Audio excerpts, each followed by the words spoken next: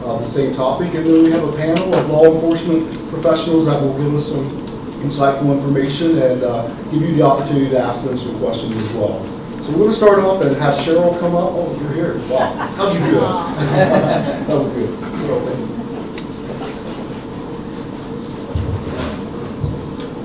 Good morning. I am the chair for the Safe Communities team, and I'm also the director for the Drug and Alcohol Program for Greene County Human Services. And through our Safe Communities team, we received a grant 2 years ago, and the focus of the grant is to address underage drinking. And many of you are probably saying, well, you know, we probably don't really have an underage drinking problem in our county, but we have a really bad drug problem in our county. But, believe it or not, we really do have underage drinking issues in our county. And we are finding through our research that as we put efforts out there to reduce access to alcohol to minors, that we, in effect, are going to influence kids from making other decisions about using drugs. So it's where we are, it's what our money is for, and so far through our team efforts, we have put information in the newspaper about us. We have undergone 4 days of intensive training, and we still have 2 days to go of that, and that's Communities Mobilizing for Change on Alcohol. Through that process, we're supposed to have 100 one-on-one conversations with community members. We're halfway there. So some of you in this room, if you're asked by one of our team members to have a conversation about underage drinking, I would hope that you would say yes, because we need to have your input on our efforts and our strategic plan. We just completed a public service announcement for the radio. 2 of our area youth. One is Diane Kroll's daughter, Marissa, and the other is Craig. And I'm looking right at you, and I'm like, Rich. I'm like, his name just totally left me. So we had 2 of our youth do this PSA, and you're going to be hearing it on the radio. Bruce was the facilitator in it. It's only 30 seconds long, so you may miss it, but it's free if it's 30 seconds or less. So this is where we're starting with that. We did hold a town hall meeting in April, and it was through the town hall meeting that we had this panel discussion, and we wanted to bring it to you. And what we found through the surveys that we're doing in the schools, 37% of our youth indicated that they had consumed alcohol within the past 30 days. Of that 37%, 23% indicated that they were binge drinking, and binge drinking is 5 drinks or more in one sitting. So the youth are drinking, the youth are accessing alcohol, and as a Safe Communities team, we're developing strategies to limit access to our kids. With that, I think, did I cover everything? Okay. With that, Craig and I were talking in the back, and when we had our town hall meeting, he did a little demonstration for us. And what I would like to say is that even though many of us are here today because of what we do for our profession, I would just like to highlight the fact that each of us belong to a community or a neighborhood. And just because of that, we have a responsibility to our youth. And if we can build supports around our youth, both professionally and in our private lives, our youth are going to be so much stronger and have so much more of a base to be successful in life.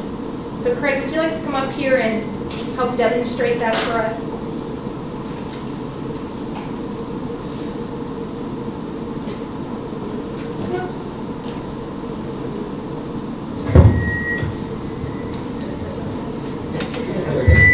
Annoy someone, but I need to be able to move to do this. Well, let me just pass on this.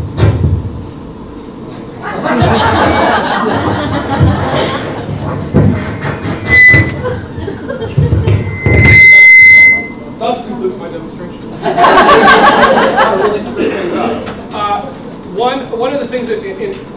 reasons that missions like Cheryl just described are important is because it brings communities together to focus on a problem, and it's usually these problems that we find that have to be solved in a comprehensive fashion. You have to involve families, you have to involve the schools, you have to involve the human services agencies, you have to involve law enforcement, faith-based institutions, all the different things that exist in a community to help kids, as well as adults, be successful in life. So I just want to show you a little demonstration that I use. You can steal it, I stole it from somebody, but you can adapt it to just about anything. First, I need a volunteer that's a teenager. And you're a teenager, correct?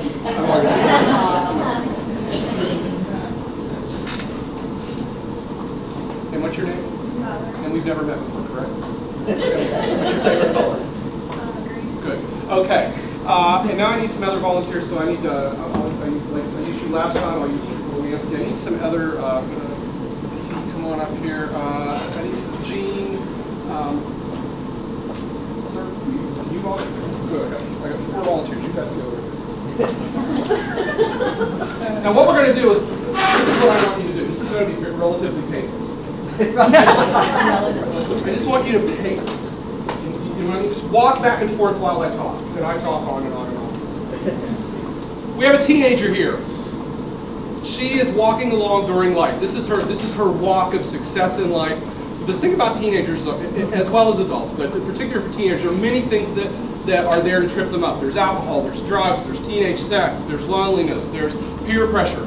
And kids can do great on their own, but if they're by themselves, if they don't have supports, if they don't have people at home that are the family that's supporting them, or school, eventually what will happen is something like alcohol will reach out and grab them back in. Are you okay? Okay. When you involve the community, this is our community here. Now their job, your guys' job is, she's going to pace again, but your job is to be beside her, to be with her. And when I try and get to her, your job is to stop me. And one thing that's very important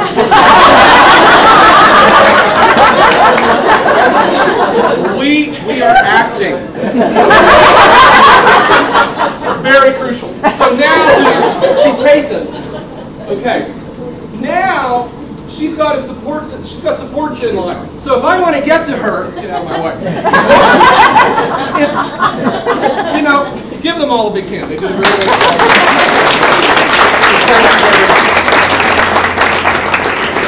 It may seem very silly, but there's a lot of truth in that.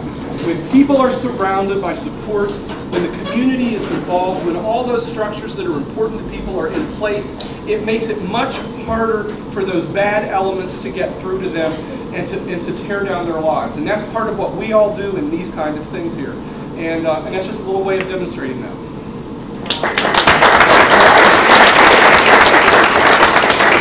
Thank you, Craig. Cheryl, thank you also. Next we have a special presenter today with us, Ms. Sebald. I'm going to ask you to come up, and Ms. Sebald is going to share some of her life experience with you, and we appreciate you coming out today. Would you like to stand there? All right. Hi, can everyone hear me? My name is Sandy Sebald, and this is my 21-year-old son, Chad. On November 18th, 2004, Chad went out with a few friends to a local bar. At that bar, there were over 40 underage kids in that bar that night of November 17th. One of those kids was 18. He was not only allowed to enter the bar, was not carded, his age was not questioned, and my son was 21 and neither's was his. He had no identification on him. He had lost his wallet. So this kid and my son and many others were there that night drinking. The 18-year-old had left to take someone home, was allowed back into the bar. He again left, went to the parking lot, got sick, was allowed back into the bar, continued to drink, and then left for the last time. My son